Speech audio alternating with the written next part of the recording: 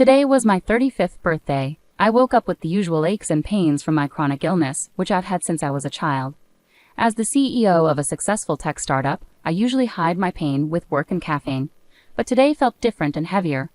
I decided to visit the private clinic, a place I almost considered a second home. I knew most of the staff by name, but Tom, the young nurse, always stood out to me. Tom was charming, with a quick smile that made many patients, including me, blush. He was also persistent. Today, when I walked into the clinic, he was the first to greet me. "Happy birthday, Elena." Looking great as always, he grinned, his eyes lighting up as he came over to me. "You know you don't have to go through this alone. I'm here for you." I sighed as I settled onto the clinic bed. "I appreciate it, Tom, but you know my situation. It's complicated." As Tom prepared the drip, he didn't miss a beat. "I don't care about your illness, Elena. I like you. Whenever you're ready to talk about us, I'm here." As Tom busied himself with the charts, I tried to focus on the positives. I was successful and independent, but I had to admit, I was lonely too. The day dragged on with the usual rounds of tests and doctor's visits. By late afternoon, I was ready to head back home, but Tom had other ideas. "Hey, birthday girl, you can't just go home and mope. Let's grab dinner, my treat. Let's celebrate you," he insisted. I hesitated. It was tempting to spend more time with him outside the sterile clinic walls. "Okay, but just as friends." "Just as friends," he agreed, but the twinkle in his eyes said more. Dinner with Tom was easy and filled with laughter. He had a way of making me forget about the clinical coldness of my routine. As we talked, it wasn't just about my health or the clinic. It was about movies, travel, and food. It was normal, and for a moment, I let myself enjoy it. "Elena, you're amazing," Tom said as he walked me to my car later. I really meant what I said. "I want to support you however you'll let me." I looked at him under the streetlights. "Tom, it's not easy. My life, my health, it's a lot to deal with."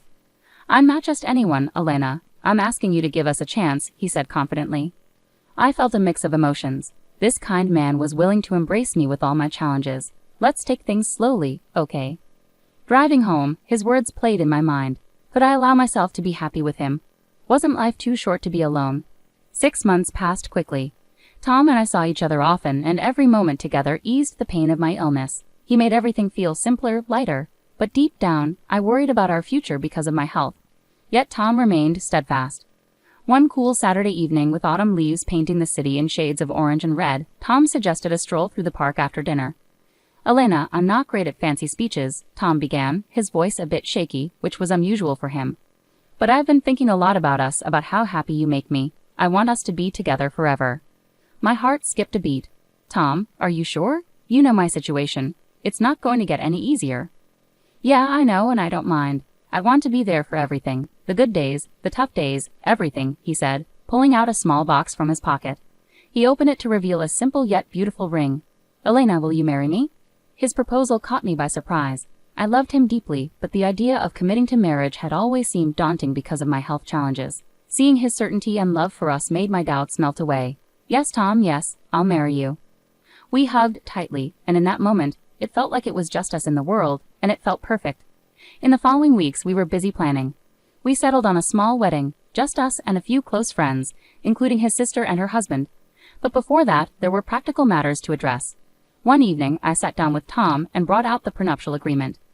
"I need to discuss something practical with you, Tom. It's important for my business and my health," I began. Tom nodded attentively. "Sure, Elena. What is it?" I handed him the papers. "It's a prenup."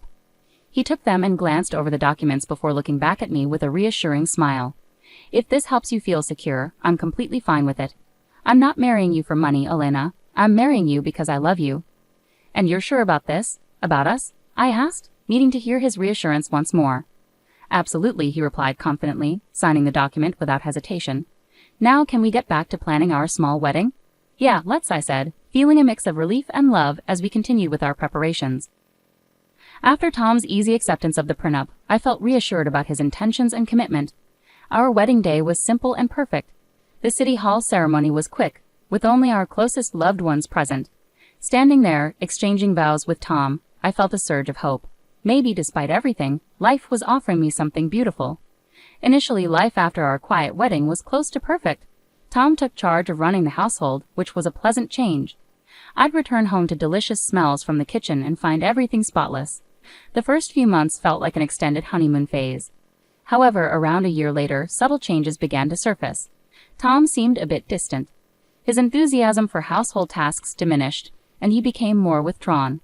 At first, I attributed it to the adjustment of living together or the end of our honeymoon phase, but the shift was undeniable. One day, I arrived home earlier than expected, eager to surprise Tom with news about a potential new client for my business. As I walked in, I anticipated finding him busy in the kitchen or tending to chores. Instead, the house was unusually quiet. Moving towards the kitchen, I heard a voice. A woman's voice, cheerful and unfamiliar, as if she belonged there. Opening the door, I found a middle-aged woman humming while chopping vegetables. She looked up, surprised. "Oh, you must be Elena. I'm June. Tom didn't mention you'd be home so soon." "June? And who exactly are you?" I managed to keep my voice steady despite the shock. "I'm the housekeeper. Tom hired me about a year ago. I come in a few times a week to clean and cook. It helps out a lot," she explained with a smile, unaware of the bombshell she had just dropped. A housekeeper? For a whole year? And I had no clue. Anger and betrayal surged through me, but I kept my composure. "Right. I see. Thanks, June. Could you give us a moment?" "Of course," June replied, wiping her hands and exiting the room. When Tom returned home, he found me in the living room, still processing everything. His face immediately fell when he saw my expression. "Who's June, Tom?" I asked directly. Tom hesitated, then sighed heavily. "She's the housekeeper. Look, I meant to tell you, but I was afraid you'd be upset that I wasn't handling things around the house myself." "Upset? Tom, I'm upset because you lied, because you felt the need to hide this from me." My voice grew more intense with each word. I know, and I'm sorry. It started small, and then I just didn't know how to bring it up without it becoming a big deal. It seemed easier to keep it quiet," he explained, his remorse evident. "Easier for who, Tom? Because this doesn't feel easy for me," I shot back. That night, we talked it out. Tom apologized, and I attempted to grasp his perspective, but a rift had formed between us, a small crack that left me questioning what else he might be hiding. Things smoothed over somewhat, but the seed of doubt had been planted. Tom continued to excel at cooking and managing the house, but now I knew he wasn't actually doing all the work himself. It seemed clear. I worked, and he oversaw the home, though it was outsourced. Yet Tom's behavior remained unsettling, beyond just the concealed housekeeper. Late-night phone calls in hushed tones, sudden demands for privacy, and constant excuses for needing more money, all pointed to something amiss. So, I took action. I hired a private detective, using my resources. It didn't take long for the detective to uncover the truth, and it wasn't what I wanted to hear. Tom was spending most of his days at a casino, losing staggering amounts of money. Relief washed over me that there wasn't another woman, but despair settled in at the depth of his deceit. That evening, as Tom returned home, I awaited him in the living room, the detective's report in hand. He tried to greet me with a kiss, but I stepped back, holding up the papers. "Care to explain this?" I asked, my voice icy and more composed than I felt inside. Tom sank down onto the sofa, his face buried in his hands. "I never meant for it to spiral like this. It started small, just a way to relieve stress. But it grew, and I didn't know how to stop." "And you thought lying to me and stealing from me was the answer?" My voice rose, frustration boiling over. "I'm sorry, Elena. I'm so sorry. I need help. I want to quit, I swear. Please help me get out of this mess," Tom pleaded desperately. Taking a deep breath, I tried to steady myself. "I'll help you, Tom, but this is the last chance. You need professional help for your addiction, and you're going to sign an agreement acknowledging the $50,000 debt I'm covering." Tom nodded solemnly. "Yes, I'll do whatever it takes. I'll get help." We arranged for him to start treatment the next week. Just when I dared to hope for a return to normalcy, Tom dropped another bombshell. Tom's sudden suggestion caught me off guard. "Elena, I've been thinking. Maybe we should have a baby. It might bring us closer," he said out of nowhere. I stared at him in disbelief. "A baby, Tom? You know that's not possible for me. It's not just risky, it could be life-threatening." He immediately tried to backtrack. I know. I didn't mean. Forget I said anything." But the idea didn't stop there. It kept resurfacing, and even his sister, who was an obstetrician, called me about it. "You should really think about it, Elena. Having a baby is natural. Don't be selfish," she said. "Selfish? You're a doctor. You know my health condition. How can you even suggest this?" I was furious. She scoffed and hung up. The conversation left me shaken. How could they be so heartless and insensitive? Months of building tension and unresolved arguments had left my nerves frayed, but nothing could prepare me for the shocking scene that greeted me that fateful day. I arrived home earlier than usual, expecting a quiet evening, only to open the door to chaos, boxes everywhere, and Tom's sister Lisa and her husband, Mark rearranging furniture in my living room. What in the world is going on here? I demanded, my voice sharp above the commotion. Lisa turned calmly to face me. Oh, we're moving in, Elena. This is Tom's place, and it's time for you to pack up your things. I glanced at Tom, hoping for confusion or disagreement, but his expression was cold and resolute. Elena, I can't do this anymore. You've been manipulating and controlling me for years. It's over, Tom declared, his tone distant and final. I stood there, stunned. Manipulating me? Tom, what are you talking about? You heard him, Mark added harshly. He's had enough of being your slave. Tom stepped forward, handing me a stack of papers. Here are the divorce papers. I'm also filing for compensation for years of emotional abuse and alimony. I need to prioritize my well-being now. As I took the papers, the room seemed to spin around me. It felt like a nightmare unfolding before my eyes. I flipped through the documents, each word feeling like a betrayal, but amidst the rising panic, a calm determination settled over me. I couldn't help but let out a short, humorless laugh. Well, you're in for a surprise. Think what you want. My lawyer will be in touch, I said firmly, without another word. I went to our bedroom, packed a suitcase with essentials, and prepared to leave. There was no point in arguing. The man I had married, the man I thought I knew, was gone. Driving away from the apartment, I headed towards the elite cottage village where my house awaited. A home that had been mine long before Tom came into my life. As I passed through the familiar gates and greeted the guards, a sense of relief washed over me. The house stood exactly as I had left it, spacious, serene, and perfectly suited to my needs. It had always been my sanctuary, a place I had prepared for my future, knowing my health might present challenges. As night settled, I made a few phone calls to my closest friends, letting them know about the situation and assuring them I was all right. Next, I called my lawyer to discuss our strategy. Tom's claims and demands wouldn't go unchallenged. A few days later, settled into the peace of my sanctuary, I was surprised by an urgent call from Tom. His voice was filled with panic and anger. Elena, you've set me up. This is some sick game to you, isn't it? I responded calmly, a small smile on my face. Tom, if there's been a misunderstanding, why don't you come over and we can talk about it? I'll send you the address. Not long after, I watched from my window as the village gate opened and Tom, along with Lisa and Mark, drove in. They pulled up to my front door, their faces pressed against the car windows, clearly impressed by the sight of my expansive home. As they approached, their earlier confidence seemed to falter a bit as I greeted them at the door. Clearing the silence with a small cough, I offered a polite smile. Well, what brings you to my humble abode? Tom, still visibly agitated, blurted out, Your lawyer called me. He said I have to pay next month's rent for the apartment, $6,000. You never told me it wasn't your apartment. You never asked about it, I replied calmly.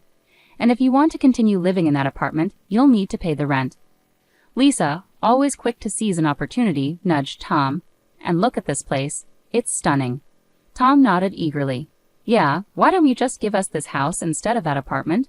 Otherwise, we'll take legal action and sue you for everything you've got. Their audacity struck me as almost comical, and I couldn't hold back a laugh. You want to sue me for this house? Tom, dear, I bought this house long before you were in the picture. You have no claim to it whatsoever. Their faces flushed with frustration, and their voices rose in protest. You can't just kick us out. We have rights. Tom shouted. That's where you're mistaken, I stated firmly, picking up the phone. Security, could you please escort these individuals out? It seems they've made a wrong turn. Shortly thereafter, village security arrived and escorted the trio out. Their protests dwindled as they were led away, leaving a quiet calm that settled over the house like a soothing blanket. After they departed, I sat back down, the earlier laughter replaced by a weary sigh. It was evident that Tom and his sister were grasping at straws, attempting to intimidate me into relinquishing what was rightfully mine. I phoned my lawyer once more, recounting the events of the day's confrontation. We need to be ready for anything they might throw at us, I asserted, my voice steady with resolve. Don't worry, Elena. We're prepared for this. They have no legal basis, he reassured me confidently. The day of the court hearing arrived with palpable tension. Walking into the courtroom, my lawyer by my side, I braced myself to confront whatever claims Tom and his family had concocted. The accusations were absurd. Tom alleged that I had exploited him, portraying himself dramatically as my slave. He painted a picture of endless chores and an ungrateful existence under what he described as my tyranny, while his sister Lisa and her husband Mark nodded in agreement, affirming his every word. I fought the urge to roll my eyes at the melodrama. Fortunately, it was soon our turn to present the truth of the matter. My lawyer stood confidently, adjusting his suit jacket with poise. Your Honor, we have evidence that refutes every single one of Mr. Thomas's claims, he declared firmly, then proceeded to introduce our first witness. June, the au pair hired by Tom, stepped forward. I worked in their household, handling all the chores and cooking. Mr. Thomas rarely helped, she testified, supported by employment records and pay stubs that clearly showed Tom's minimal involvement in household duties, contrary to his assertions. Following June's testimony, my lawyer introduced the prenuptial agreement. According to this legally binding document signed by both parties, he continued, pointing to the signatures at the bottom, it explicitly states that in case of divorce, Mr. Elliott is entitled to nothing, no alimony, no compensation. The courtroom fell into a hushed silence as the gravity of the prenuptial agreement settled over everyone present. Tom's complexion paled visibly when my lawyer continued, Mr. Elliott, did you read this document before signing it? Tom hesitated, his voice faltering. Well, I saw the part about what would happen if something happened to Alina, but you didn't read it in its entirety, correct? My lawyer interjected. Yes, but I didn't think. Tom began to explain. You didn't think to read what you were signing? My lawyer pressed, turning back to the judge. Your Honor, we also have evidence of Mr. Elliott's substantial gambling debts, which Mrs. Elliott graciously paid off, and we have a signed acknowledgement from Mr. Elliott himself. As Tom slumped in his seat, the weight of his circumstances seemed to settle upon him. The judge's clear and firm voice cut through the courtroom. After reviewing the evidence and testimonies, this court grants the divorce requested by Mrs. Alina Elliott. Additionally, all claims for compensation and alimony by Mr. Thomas Elliott are denied. Leaving the courtroom, I felt a profound sense of relief, though it was quickly overshadowed by the commotion outside. Lisa was angrily berating Tom, her words sharp and unforgiving. You idiot. All you had to do was get her pregnant and die. Then we could have had it all, but you couldn't even manage that. I paused, stunned by the extent of their betrayal sinking in. They hadn't just wanted money, they had harbored darker intentions. Months passed since the courtroom drama, and I gradually began to reclaim my peace, focusing on my health and business. One crisp morning, while reviewing business reports over coffee, my tranquility was shattered by an unexpected visitor. Glancing at the security monitor, I saw Tom standing disheveled and desperate at the gates of my village. Curious yet cautious, I instructed the guards to let him in, wondering about the sudden appearance. As he approached the front door, I could see the strain etched into Tom's face, the weight of recent hardships evident. He dropped to his knees dramatically as soon as I opened the door. Elena, please, I'm begging you. Take me back. I'll do anything. I'll cook, clean, whatever you want. Just let me stay here, he pleaded, his voice cracking with emotion. I looked down at him, my expression composed yet resolute. Tom, after everything that has happened, why would you think I'd even consider that? It wasn't all my idea, Elena. It was Lisa's plan to push for the baby, to end things that way. I never wanted any of it. I swear, I was just caught up in it, he blurted out, desperation evident in his words. Taking a deep breath to steady myself, I maintained my composure. Tom, what you're failing to grasp is that it's not just about what happened or whose idea it was. It's about trust, and you shattered that beyond repair. You didn't just go along with Lisa's plans. You stood by her, knowing how dangerous they were for me. He scrambled to his feet, reaching out as if he could physically undo the rift between us. Elena, I'm lost without you. I've taken out a loan to repay the $50,000, and I've started working again. I'm trying to make things right. Trying to fix things doesn't erase the consequences, I replied firmly. What you need to grasp, Tom, is that you made choices that led us here. Now you have to face them. His expression crumpled with regret, and for a fleeting moment I almost sympathized with him. Almost. But then I recalled the calculated discussions about my health and their schemes. It's time for you to leave, I said, my voice steady and resolute. And Tom, don't come back. You're not welcome here, not now, not ever. When he hesitated, still attempting to plead, I turned and gestured to the security team, who had been discreetly waiting nearby.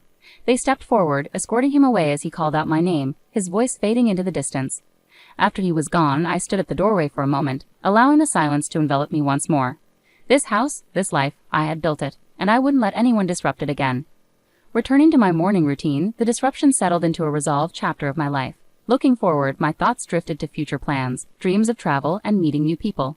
The world was vast, and my heart, once weighed down by betrayal, now felt light with possibilities.